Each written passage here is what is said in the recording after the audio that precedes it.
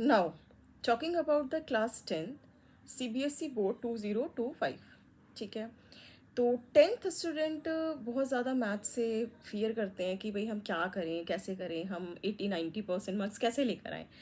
तो you have to prepare for the chapter weightage wise. आपको weightage wise you have to be prepare like chapter 1। तो chapter 1 आपका weightage है total 6 marks, और chapter weightage में भी चैप्टर 1 में भी आपको पता है √2, √3, √5, √7, √11, √15, इससे ज़्यादा कुछ नहीं आता। √13 आपको 3 मार्क्स में ऐसा क्वेश्चन आता है कि prove irrationality, find the HCF and LCM by the prime factorisation method.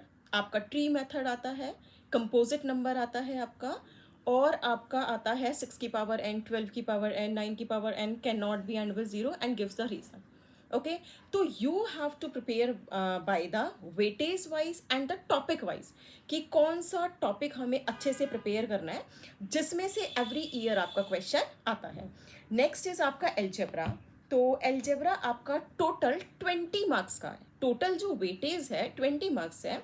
Algebra के अंदर आपके 4 चैप्टर्स आते हैं, chapter 2, chapter 3, chapter 4, chapter 5, polynomial, pair of linear equations, quadratic equations and the arithmetic progression. ठीक है। नाउ द ज्योमेट्री, आप total सिर्फ 2 chapter आपके ज्योमेट्री में आते हैं। ज्योमेट्री में आपके टोटल एक तो आपका ट्रायंगल चैप्टर है और एक आपका circle chapter.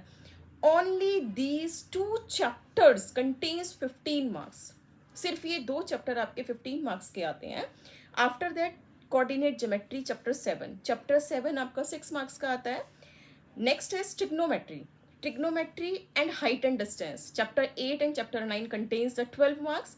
Next is mensuration, that is chapter 10 and chapter 11, area related to circle and the surface area and volume, that is chapter 10 and chapter 11. Total both 2 chapter only contains the 10 marks.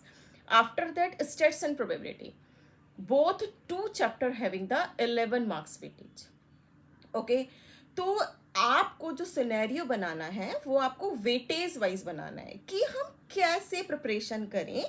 After that आपको मेरी video में, next आपको PDF में chapter wise weightage मिलेगी। मतलब chapter wise का मतलब है कि कौन कौन से चैप्टर में से 1 मार्क्स के क्वेश्चन आएंगे, कौन से चैप्टर में से आपके 2 मार्क्स के आएंगे, कौन से चैप्टर में से 3 मार्क्स, 5 मार्क्स, और ऐसे कौन से 3 या 4 चैप्टर हैं जिसमें से आपकी 12 मार्क्स की केस स्टडी आएगी। ठीक है। तो आप मेरी नेक्स्ट जो वीडियो, PDF, जो भी फोटोज देखेंगे मेरे नोट्स की, उसमें आपको ये पता चल जाएगा 1 मार्क्स, 2 मार्क्स, 3 मार्क्स, 5 मार्क्स। ये तो आपके क्वेश्चंस हो गए जो आपके MCQ, शॉर्ट, वेरी शॉर्ट और लॉन्ग। ठीक है। उसके बाद आपकी 3 केस स्टडीज आती हैं that contains total 12 marks, 4 marks each. ठीक है।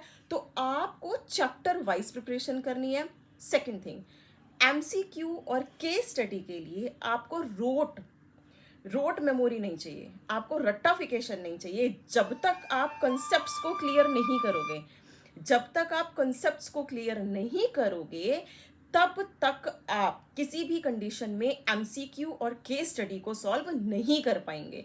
तो आपको सबसे पहले किसी भी चैप्टर को करने के लिए आपको केस स्टडी, और MCQ करने के लिए आपको पूरा डीप चैप्टर पढ़ना है। ठीक है। With example, with the theoretical, सब कुछ आपको पूरी NCERT 3 to 4 टाइम्स आपको रिवाइज करनी है। एंड आफ्टर दैट, उसके बाद आप क्या करेंगे, अगर आपके पास टाइम बचता है then you will give the NCERT exemplar, आप उसको सॉल्व करेंगे। लेकिन जब आप NCERT 3 to 4 टाइम्स आप उसको सॉल्व कर चुके होंगे, और आपको नेक्स्ट जो नोट्स हैं उसमें आपको विद चैप्टर 1 मार्क्स क्वेश्चन कितने चैप्टर्स में से आएंगे, 2 मार्क्स कितने चैप्टर्स में से आएंगे, and 5 marks and 4 marks case study.